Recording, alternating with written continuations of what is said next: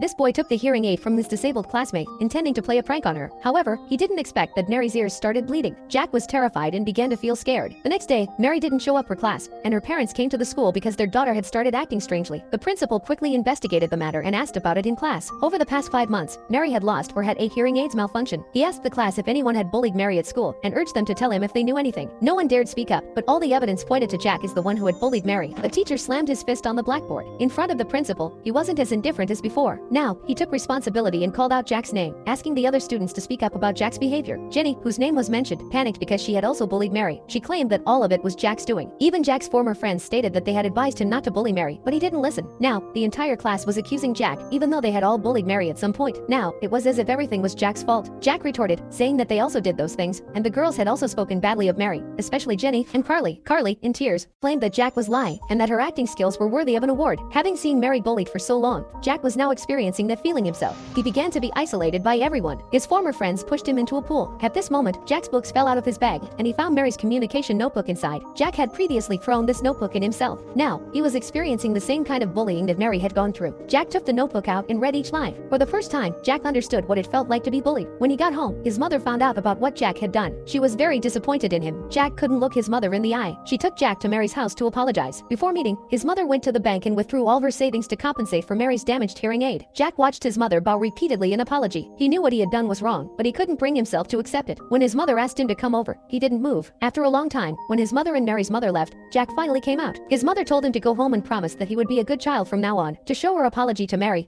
but he couldn't anymore. Since the incident, Jack had been isolated by his classmates. They no longer wanted to be his friends and often mocked and bullied him. Jack felt a lot of pain, but there was nothing he could do because it was all a punishment for him. After school one day, Jack returned to the classroom after being bullied. He noticed that Mary was wiping something on his desk. He asked her what she was wiping, and it turned out that Mary had cleaned Jack's desk. Jack pushed Mary away, but she just smiled. Jack became angrier and thought that Mary was just pretending to be nice. He didn't want her sympathy. He thought that Mary, who hated him the most, should be the one to do this. Jack pressed Mary down on the desk, and for the first time, Mary fought back. They started to fight, and Jack didn't realize that this would be the last time he would see Mary.